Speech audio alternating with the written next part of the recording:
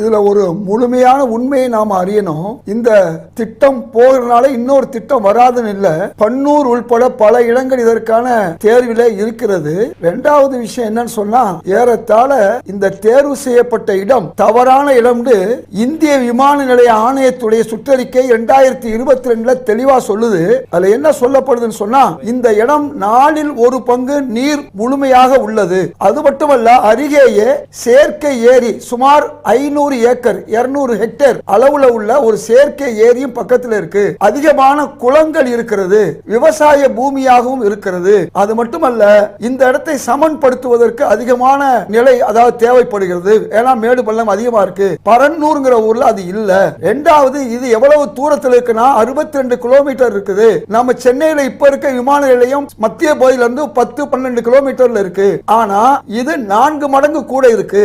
ஆனால் பரன்னூர்ங்கிறது வெறும் 27 கிலோமீட்டர்ல இருக்கிறதுனால இன்னும் பல இடங்களை தேர்ந்தெடுத்திருக்காங்க. எல்லாமே 25-30 கிலோமீட்டர்ல இருக்குது. அதனால விவசாயிகளுடைய பாதிப்பு என்பது மிகப்பெரிய பாதிப்பு. விவசாய தமிழ்நாடு முழுக்க உள்ள விவசாயிகள் ஒண்ணுதான், எல்லா ஊர்ல இருக்க விவசாயிகள் ஒண்ணுதான். ஆக இந்த விவசாயிகளுக்கு எதிரான நிலை 1000 நாள் அவங்க போராடி இருக்காங்க. ஒரு நாள் 2 நாள் இல்ல, 1000 நாள் போராடி இருக்காங்கன்னா அதனுடைய வலிமை என்னன்னு நமக்கு புரியணும். ஆக 22 அந்த ஆய்வு மட்டுமல்ல, தொடர்ந்து இக்காலஜிக்கல் சொல்றாங்க, பூகோள பற்றி அறிந்த நண்பர்கள் சொல்றாங்க இந்த இடம் தேவையில்லை.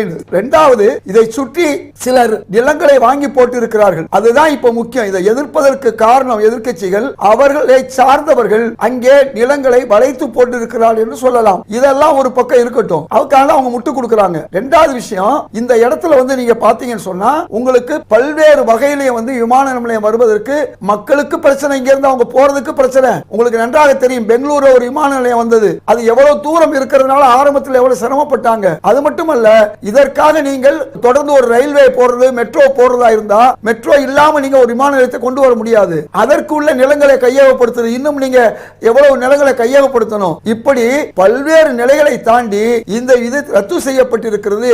இதனால் எங்களுடைய காங்கிரஸ் கமிட்டியுடைய தலைவர் இன்னைக்கு ஒரு அருமையான அறிக்கையை, 3 பக்க அறிக்கையை தெளிவா கொடுத்திருக்காரு. நாங்கள் எந்த கட்சிக்கும் எதிராக இல்லை, முந்தைய ஆளுங்கட்சிக்கு எதிராக இல்லை.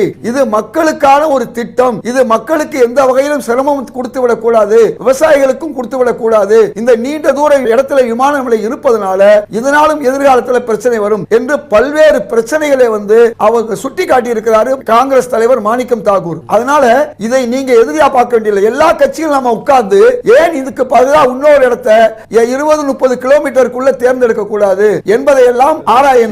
அந்த பகுதி காஞ்சிபுரம் மாவட்டம் எங்களுடைய கட்சிக்காரர்கள் போய் அவர்களுக்கு ஆதரவு கொடுத்தார்கள். அதுல எந்த சம்பந்தம் இல்லை. அது மட்டுமல்ல, நம்முடைய டிவிகேயும் ஆதரவு கொடுத்துச்சு. அன்னைக்கு இருந்த எல்லா எதிர்க்கட்சியும், பாமக உட்பட எல்லா எதிர்க்கட்சியும், கம்யூனிஸ்ட் கட்சிகளும் ஆதரவு கொடுத்துச்சு. அதனால பெரும்பாலான கட்சிகள் இவற்றை எதிர்த்தது என்பதுதான் உண்மை. அது மட்டுமல்ல, இப்ப வளர்ச்சி என்பது அந்த இடத்துக்கு பதிலா இன்னொரு இடத்துக்கு வரப்போகுது. விமான நிலையம் அவசியம் வரப்போகுது, அதுல மாற்று கருத்து இல்ல. புதுசா இன்னும் இந்த விமான நிலையம் அப்படியே பெங்களூருக்கு போகுது, ஹைதராபாத் என்பதெல்லாம் பூச்சாண்டி கட்டுற வேலை, அது தேவையில்லை.